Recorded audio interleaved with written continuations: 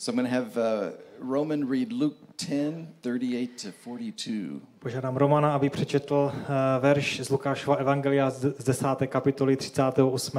až 42. verše. Tam se píše: Stalo se, když šli dále, že vešel do jedné vesnice.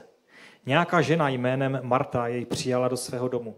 Měla sestru, která se jmenovala Marie. Ta se posadila k Pánovým nohám a poslouchala jeho slovo. Ale Marta měla plno práce s obsluhováním. Přistoupila k němu a řekla: Pane, nezáleží ti na tom, že mě má sestra nechala sloužit samotnou? Řekni jí přece, ať mi pomůže. Pán jí odpověděl: Marto, Marto, děláš si starosti a znepokojuješ se mnoha věcmi. Jedno je však potřeba. Marie si vybrala dobrý díl, jenž jí nebude odňat. During the first year that I lived at the translation center in the Philippines, během svého prvního roku, když jsem žil na místě, kde jsem překládal s překladateli Bibli v tom centru na Filipínách. I led a Bible study on this passage. Tak jsem vedl biblickou hodinu, kde jsem měl lidi a právě jsem na tento text kázal. And I was surprised when some of these Bible translators started defending Martha. A k mému překvapení jsem se divil, že někteří ti překladatelé začali obhajovat Martu. And they didn't think she should be criticized so much. A mysleli si, že by Marta neměla být příliš mnoho kritizována. Because I got to thinking, Jesus didn't say anything good about Martha. Já jsem si řekl a přemýšlel jsem a říkal jsem si, ale Pán Ježíš nic neříká dobrého o Martě. I mean, he obviously loved her. Očividně ji miloval. But he didn't have anything good to say about her. Ale neměl nic, co by dobrého o ní řekl. And I think the reason that they got defensive is because it seems like Bible translators, not me so much, but Bible translators tend to be workaholics. A ten důvod, proč ti překladatelé měli takový ten defenzivní postoj, takový ten obranářský, bylo, že překladatelé většinou mají tendenci velice těžce pracovat. Jsou takovými jakoby workoholici. So maybe it felt like these people were being critical that criticized Martha was criticizing them. A oni měli pocit, že kritizováním vlastně Marty, oni byli se to vztahovalo na ně, že jsou taky kritizováni. But I think that's due to a misunderstanding of what Jesus was getting at here, what he was saying. Ale myslím si, že tam bylo takové nepochopení toho, co chtěl tady na tomto místě Ježíš říct. And they're not the only ones. A oni nejsou pouze jedinými, kteří to tak špatně pochopili. I've seen in more than one book where talking about Mary and Martha, and it says that we should be like Mary part of the time and Martha part of the time. Četl jsem jednu knihu, ve které bylo napsáno, že bychom jednou měli být jako Marie a po druhé jako Marta. Yet Jesus praises Mary and rebukes Martha. My vidíme, že Ježíš Marii vychvaluje a chválí a napomíná Martu. He doesn't say, right now is the time to do what Mary is doing. On neříká, právě teďka je potřeba dělat to, co dělá Marie. Later you can get worried and upset about many things. A později se můžeš tak jakoby starat, nebo může mít obavy a být znepokojena nad těmi všemi věcmi, které potřeba udělat. So I think what these books were saying is that sometimes we should sit at Jesus's feet and sometimes we should serve. A co se tato a jiné knihy snažili říct, že jednou my máme sedět u těch nohou a po druhé máme sloužit. But Jesus is not really after their behavior here. Ale my vidíme, že to, co o Ježíšovi jde, nebo co se jakoby usiluje, není o to chování.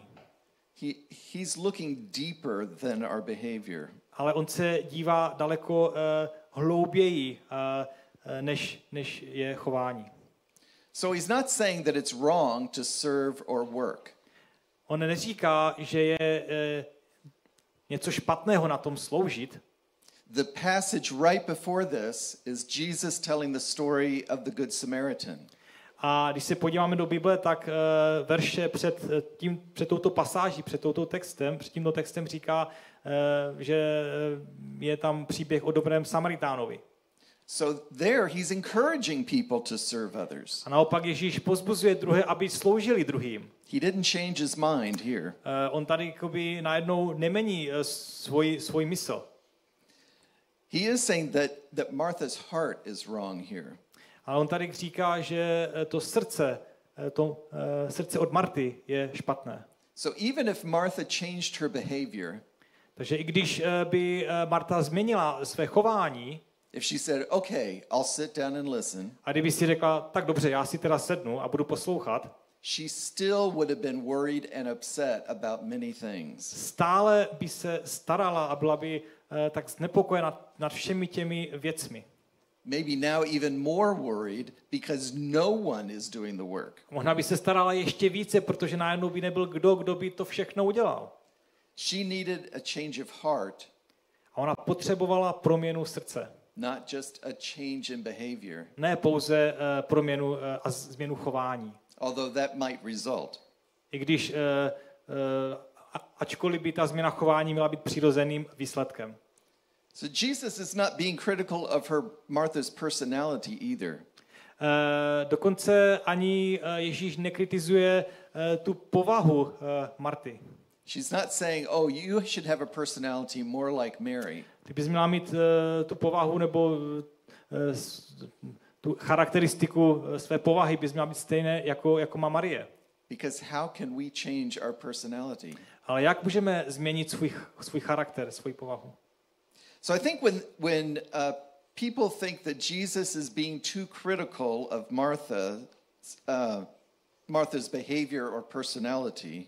A tak si myslíme, že je Ježíš příliš jakoby kritický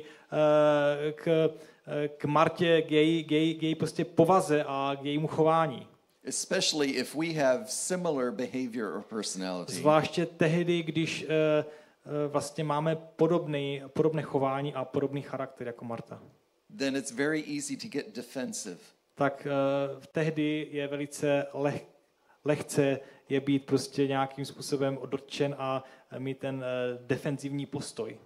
But I think if we understand what Jesus was asking of Martha, a když pochopíme, co se Ježíš snaží říct, o co vlastně žádá Martu, then we will want to respond with repentance instead of being defensive.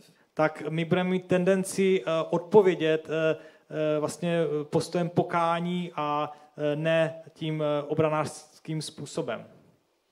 And I think what Jesus is after applies to everyone, not just workaholics.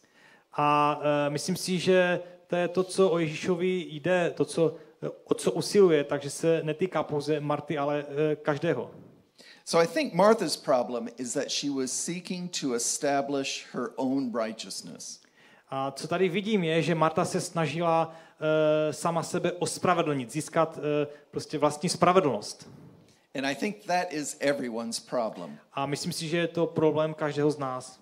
So for Martha, serving or work was her way of establishing her righteousness. Takže pro Martu ta služba a vlastně ta práce byl způsob, jak vyjádřit tu sebespravedlnost. So for other people it might be being nice. Pro jiné to může být, že je někdo třeba milý, or obeying the law, nebo že dodržuje zákon, or being disciplined, nebo že je jednoduše disciplinován, being smart, že je někdo chytrý, exercising, že někdo prostě cvičí, or having a wonderful family, nebo má úžasnou rodinu, or successful in their work. nebo je úspěšný v práci. Those are all good things. To jsou všechno dobré věci. As was Martha's serving. Stejně jako to, že Marta sloužila. But if that's what we use to try to achieve our own righteousness, then Jesus should rebuke us. Ale pokud je to způsob, jak se snažíme získat vlastní spravedlnost, tak nás musí Ježíš napomenout. And it could be that God will bring frustration into our lives as we seek to do that. A to je možná jeden z důvodů, proč Bůh přináší do našich životů frustraci, když se snažíme jít tímto způsobem. So that we will give up seeking to establish our own righteousness and receive his. Tak abychom byli schopni se vzdát té své snahy získat spravedlnost a přijmout tu jeho. So Martha thought that she could impress Jesus, the creator of the universe, with a little meal that she created. A Marta si myslela, že může způsobit takový dojem na Ježíše tím, že jemu jako stvořiteli země a celého vesmíru připraví trošku jídla. And too often I think that I can figure out something and then impress God, the source of all wisdom, with my own wisdom. A někdy si myslím, že to, že já něco mohu vymyslet, že něco udělám, takže udělám na Boha dojem, jako na toho, který vlastní veškerou moudrost a tím, že mu ukáží tu svoji vlastní malinkou moudrost. But my wisdom is foolishness compared to his. Ale ta moje moudrost je bláznostvím v porovnání s jeho. Or we might think that God will be impressed by our puny righteousness. Nebo si můžeme myslet, že na Boha uděláme dojem, když vlastně nebo s tou naší bezvýznamnou spravedlností. The Bible compares our righteousness to filthy rags. A Bible přirovnává tu lidskou spravedlnost se špinavými hadrami. And God wants to give us as a gift his own righteousness. A Bůh nám chce dát tu svoji dokonalou spravedlnost. Or maybe we've been trying to establish our righteousness but have failed. Nebo jsme se pokoušeli získat vlastní spravedlnost a ospravedlnit se, ale selhali jsme. Because it is impossible to be good enough in our own strength. Protože je nemožné být v jeho očích dobrý, dost dobrý. And so if we fail, we just want to escape or somehow ease the pain of our guilt and shame. A protože jsme selhali, tak se snažíme jakoby uniknout a schovat se před pocitem viny toho našeho selhání. And we'll do that any way we can, sinful or not. Toho odsouzení, toho studu a vlastně jakoby dostat se jakýmkoliv způsobem pryč. So why do we do this? Why do we try to establish our own righteousness? Tak si položme otázku, proč se snažíme sami sebe ospravedlnit. I think a lot of times it's because we think we have to. Myslím si, že je to mnohokrát, protože si myslíme, že prostě musíme. The world tells us that if we want to be approved by the world, we have to earn it, we have to work for it. Svět nám říká, že pokud chceme získat jejich ocenění, jejich přijetí, tak si to musíme zasloužit, musíme se nějak k tomu dopracovat. Or if we want to avoid shame, we must not do anything that would bring us shame. A pokud se chceme vyhnout pocitu hanby nebo studu, tak máme udělat všechno pro to, abychom prostě do toho nespadli. And we think that God operates in the same way. A my si myslíme, že Bůh takhle funguje. Or people tell us that he does. A nebo nám to lidé říkají, že to Bůh tak činí. But either way we can't do it. We will never be good enough. Že ať už je to tak, anebo tak, pokud to získáme, tak vlastně my se tím vyhneme tomu pocitu hanby a studu. But to avoid losing all hope, we tell ourselves there's a chance we can be good enough. Ale abychom se vyhnuli tomu, že vlastně ztratíme veškerou naději, tak říkáme sami sobě, že jsme dost dobří. And so we try. A proto jakoby se neustále pokoušíme a zkoušíme. And we end up like Martha, worried and upset about many things. A nakonec skončíme jako Marta, která se snaží, která prostě se stará nad mnoha věcmi. Because deep down we know we will fail. ale někde uvnitř víme, že to vede k neúspěchu. But we forget that Jesus has already done it all for us. A my zapomínáme, že Ježíš to vše už učinil pro nás. He has given us his righteousness as a free gift. A on nám dává svou spravedlnost jako dar, který je zadarmo. So for some reason we think it's more like a loan and we need to pay it back. A z nějakých důvodů máme prostě pocit a myslíme si, že je to jako jakási vypůjčka, co musíme zpátky zaplatit. There's a hymn in English that says Jesus paid it all. A je určitá stará píseň, hymna v angličtině, která začíná slovy Ježíš za to zaplatil. That part is wonderfully true. Nebo Ježíš zaplatil za vše a to je prostě pravdivá, úžasná pravda.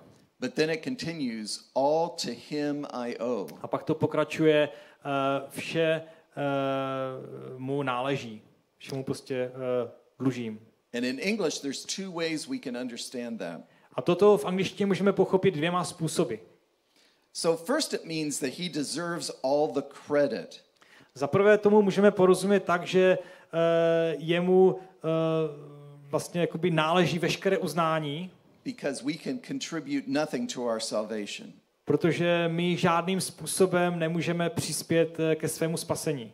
And that would be a good understanding of the hymn. A to je to správné porozumění té hymny.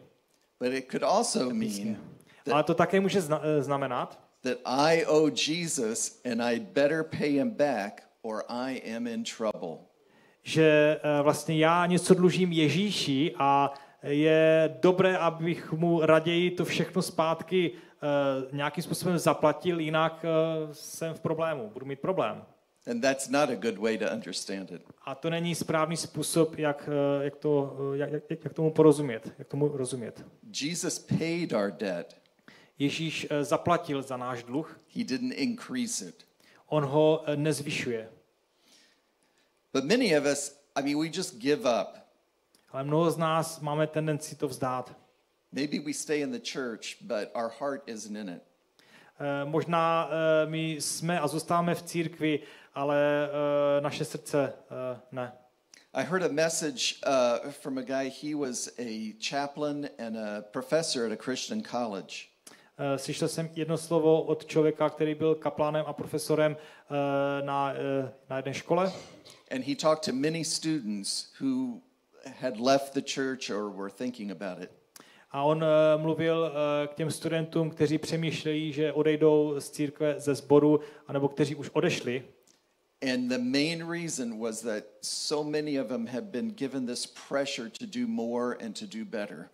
A jeden z těch důvodů, proč měli tendenci odejít ze sboru, nebo když už tak učinilo, že byl na ně položen, jako byl takový vyvinut tlak. Do more or do better?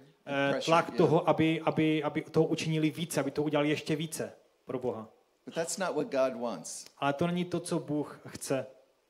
So let's look at Martha and see what are the characteristics of someone who is trying to establish her own righteousness. Ale pojďme se podívat na Martu jako na někoho, kdo se snaží nějakým způsobem získat tu vlastní spravedlnost. She doesn't say much. Ona toho moc neřekne. But what she says is full of self-pity. Ale to, co řekne, je plné, nebo přetéká prostě sebelítostí. And too many times I'm like her. I'm like her. A mnohokrát prostě jí mám rád. So she's, jsem jako je ona. Too many times, so what she starts out saying is, Lord, do you not care?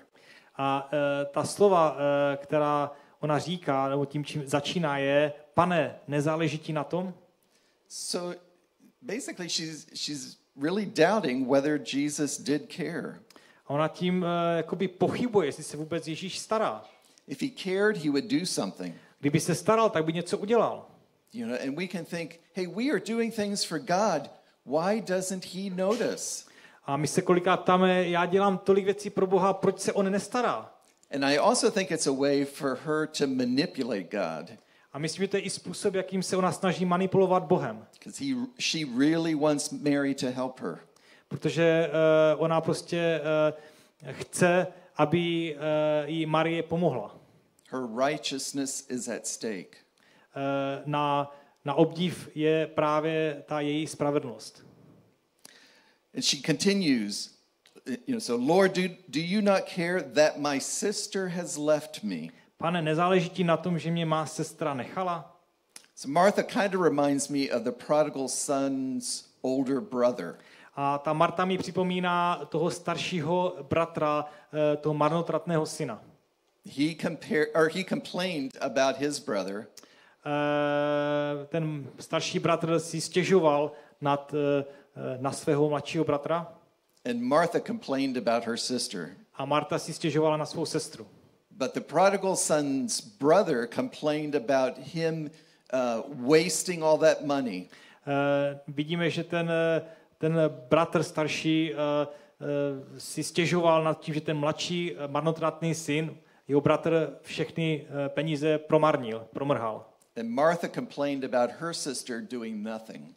A Marta si stěžuje, že vlastně ta její sestra nic nedělá. And it's easy for us to blame other people for our problems. A je velice jednoduché vlastně obviňovat druhé lidi pro mé vlastní problémy. Saying that they're the reason that we haven't achieved our goals. Říct prostě, to je jejich důvod, to, že jsem já nedosáhl toho svého cíle. So it's like Martha is saying that other people are the problem. Takže Marta říká, problém jsou ti druzí lidé. Mary's the problem, or maybe even Jesus. Marie je problém, možná Ježíš. And we think we could achieve our righteousness if others would just help. A my si myslíme, že můžeme získat tu spravedlnost pouze tehdy, když nám ostatní pomohou. I could be more loving if other people didn't mess up or hurt me. Já bych mohl více milovat, když by to ostatní lidé nespackali, nebo kdyby mě více milovali. And Martha continues to do all the serving. A Marta pokračuje a říká, v českém překladu je sloužit, v anglickém je udělat všechny věci, nebo sloužit ve všem. So Roman was explaining that the word all is not in the Czech Bible. A Roman mi vysvětloval, že to slovo all, jako ty všechny, nejsou v českém překladu Bible. And we looked at the Greek, it's not in the Greek either. A když jsme se podívali do řeckého překladu, tak tam to opravdu taky není. I think why some English translations use it is because there's like an emphasis on the word alone. A ten důvod, proč někteří překladatelé to do té Bible anglické dali, někteří, je, že ten záměr a je vlastně to poukázat na to slovo sama. And if Martha is doing the serving alone, pokud Marta slouží sama, she's doing it all. Tak ona to vlastně dělá všechno. So it's like she's saying, do you see the burden that I am carrying? Říká tím, ty nevidíš to břemeno, které já nosím, které nesu? I'm doing all the serving. Já dělám veškerou práci. Not just some. Nejenom pouze nějakou. Not just most. Nejenom většinu. But all of it. Ale veškerou. It's like she has a martyr complex that if it's going to be done or if it's going to be done right, I have to do it. Je to jako mi takový ten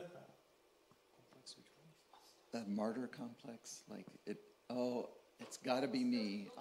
It all depends on me. Spasitelský komplex, děkuji. Spasitelský komplex, který mi prostě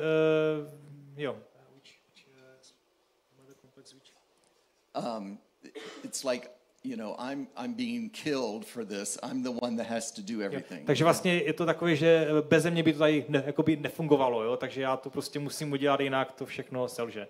Maybe you don't have this complex in Czech. Možná, že my nemáme takový komplex v Česku.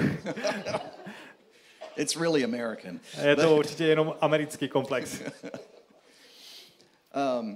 And she says alone. Here's the word alone. A teďka čteme samotnou, to slovo jako sama. It's like she's saying, you do notice, Jesus, that no one else is serving. A tím jinak říká, ty si určitě, Ježíši, pozoroval, že nikdo jiný tady nic nedělá. I'm all alone here. Já jsem tu sama. No one knows how hard my life is. Nikdo neví, jak ten život je těžký. It's not just Jesus and me. Není to pouze Ježíš ve mně. It's just me. Je to pouze já. And you feel like even God isn't helping you. A prostě vy to můžete cítit, jakoby vám ani Bůh nepomohl. So then in the next sentence she says, then tell her to help me. A pak Marta pokračuje a říká, řekni jí přece, ať mi pomůže. I think this is very interesting. Myslím, že je to velice zajímavé. In the previous sentence she called Jesus Lord. V předchozí větě Marta nazvala Ježíše panem. And now she's telling Jesus what to do. A najednou říká Ježíšovi, co má on dělat. And so people, because their righteousness is at stake, they have to have other people's help, and so they put pressure on them. A pokud chtějí mít lidé svoji spravedlnost na obdiv nebo na tom vrcholu, tak potřebují ostatní lidi, aby jim v tom pomáhali. Or else they're critical of others, either with their speech or in their thinking. A nebo jsou prostě kritičtí ve svém myšlení nebo v řeči. We know we can't do it ourselves. My víme, že vlastními silami to nejsme schopni. So we put pressure on others to help. Takže se snažíme vyvinout tlak na ostatní, aby nám pomohli. And the other description of Martha is given by Jesus. A další popis Marty je nám dán skrze Ježíše. He says, you are worried and bothered about so many things. A tam čteme, když říká, děláš si starosti a znepokojuješ se mnoha věcmi. So if you're trying to establish your own righteousness, you need to be concerned about many things. Že pokud se snažíš získat a mít svou vlastní spravedlnost, tak se musíš starat nad mnoha věcmi. So maybe you're really good about having a quiet time. Možná, že jsi velice dobrý mít vlastní stišení, but someone else is a really good evangelist. Ale někdo je ale lepší prostě evangelistou. And so you have to be more like her. A proto více musí být proto lepší, než je ona nebo on. And Martha was worried and bothered, as are we, because we're unsure whether we can do it. A ta Marta byla prostě ustaraná a trápila se stejně jako my, protože si nebyla jistá, zda může jakoby tu svou spravedlnost nějakým způsobem získat, nebo jestli se může sebe ospravedlnit. And of course, we will fail if we try to establish our own righteousness. A jsme předurčení zániku, nebo prostě neuspějeme, pokud se budeme snažit získat svou vlastní spravedlnost. But we keep trying because we think we have to. Ale my pokračujeme a zkoušíme to, protože si myslíme, že musíme. And some people have seen that it's impossible. A někteří lidé prostě vidí, že je to nemožné. But they either haven't turned to God to receive his righteousness. A dokonce se ani neotočili k Bohu, aby ho požádali o tu jeho spravedlnost. Or if they're already Christians, they just forget that God has given us his righteousness. A nebo jsou už křesťané, ale zapomněli na to, že jim ta spravedlnost byla dána. Either way, they are feeling hopeless. Ať už je to tak, anebo onak, stále se cítí prostě bez naději. So what do we do if we see evidence of Martha in us? Takže co uděláme, když vidíme v sobě ty prvky Marty? So how do we become more like Mary? Jak se staneme, abychom byli více jako Marie? So I think a lot of it has to do with trusting in God that his righteousness is enough, that what Jesus has done for us is enough. A je to o tom, abychom více jakoby důvěřovali Kristu, že to, co on udělal, je pro nás dostačující. But that's very hard. A to je velice těžké. You know, we want to hold on to things ourselves. My chceme prostě ty věci držet sami a chceme jako na nich být závislí někdy. And you know, maybe we're not sure that Jesus or God is going to do it for us. A my jako by si nejsme jistí, jestli Ježíš pro nás něco udělá. When I was in the Philippines, there was a time where God was showing me that I needed to let things go and let him handle them. Když jsem byl na Filipínách, tak bylo takové období, kdy mi Bůh ukázal, že je potřeba některé věci prostě nechat být, jemu jakoby odevzdat. So we were working in a village where there were no roads. My jsme pracovali ve vesnici, do které nevedla žádná cesta. And we were flying in by helicopter, but then all the helicopter pilots left. Jediným způsobem, jak se tam dostat, bylo pomocí vrtulníku, ale stalo se, že všichni piloti odešli. And so we were going to build an airstrip. Jsme se rozhodli, že postavíme přistávací dráhu.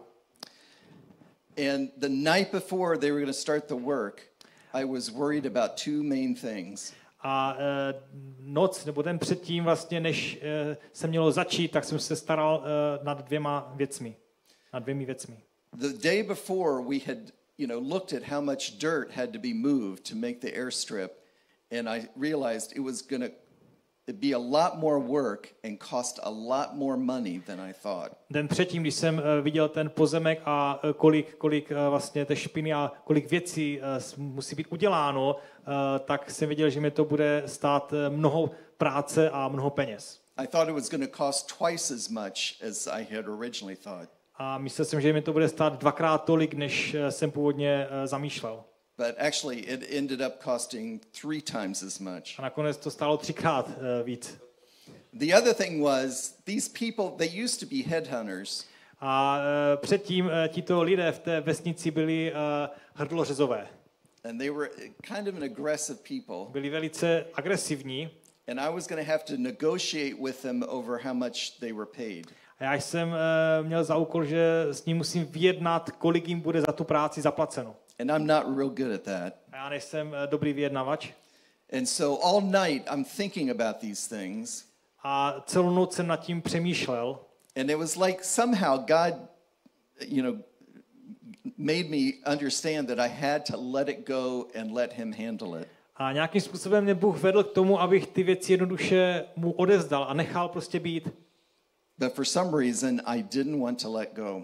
Ale z nějakého důvodu jsem to nedokázal takhle jenom odevzdat. Finally at 4:00 I could let him have it. A nakonec ve 4 hodiny ráno jsem to odevzdal Bohu. And I got a couple hours sleep. A měl jsem možnost několik hodin spát. And then that next, well, 2 hours later, 2.5 hours later, 6:30. Za 2,5 hodiny o 6:30. The local guy that I worked with the most, Nelson, came to my house. Jeden jakoby chlapík, který s námi spolupracoval z té oblasti, Nelson, přišel do mého domu. And he said, you know, I don't think you should go up to the airstrip this morning. A on mi řekl, já si nemyslím, že je dobrý nápad, aby si šel dneska ráno na to místo, kde měli tu přistávací dráhu budovat. I think I should handle the negotiations. A říká, já si myslím, že bych to měl být já, kdo bude s těmi lidmi vyjednávat. I said, that's a good idea. A já jsem řekl, to je dobrý nápad. Then we got a message on the radio that morning that a church in the United States was going to send us at least $1,000 for the airstrip. A ten den jsme dostali také zprávu z rádia, skrze rádiový vysílač, že jeden sbor v Americe nám dá minimálně $1,000, nám věnuje. And it's not like I did have to do some negotiating later. You did? Yeah. A já jsem samozřejmě později musel učinit nějaká vyjednávání. But God gave me the grace to do that. A Bůh mi dal milost prostě to učinit. Because it was his problem. Protože to byl jeho problém. So in looking at Martha, you know, it's not simply a matter of her changing her behavior. A když se podíváme zpátky na Martu, tak to není problém jejího chování, změny jejího chování. So Jesus didn't just tell her to stop worrying. Ježíš jí neřekl, aby se přestala starat. Jesus wants to change our hearts. Ježíš chce změnit naše srdce. So my personality is more like Mary's. Můj charakter, povaha je více jako povaha Marie. But I have a hard time identifying with her calmness. Ale mám někdy takový těžké období být takový sklidnit. If I saw Martha come to Jesus, I would worry about what she's saying. Kdybych viděl, jak Marta přichází k Ježíši, tak bych nevěděl, co mám, nebo by to tak ve mně jakoby vřalo. And I would think or say, you see what I have to live with? You like as Mary or you like as Mary, yeah. If I were sitting at Jesus's feet and Martha said those things, I would say, see what I have to live with? Jo, kdyby vlastně já byl jako Marie a viděl, že tam Marta ke mně přichází, tak bych řekl, vidíš jakým způsobem já teďka žiji? S čím žiji? You see how bossy she is? Vidíš, jak je panovačná, nebo jak si panovačná? So it's not just a matter of us forcing ourselves to sit at Jesus's feet. Tak není to pouze o tom, jak my sedíme u těch Ježíšových nohou. We need to get at the heart issues. Ale je potřeba se dostat k tomu problému nebo k té záležitosti ohledně srdce. We need to choose the good part. Musíme si vybrat ten dobrý díl. Jesus said, Martha, Martha, you are worried and bothered about so many things. Ježíš říká, Marto, děláš si starosti a znepokojuješ se mnoha věcmi. So that shows Jesus's love for her. Tady vidíme tu Ježíšovu lásku k Martě. He didn't want her to be worried and bothered.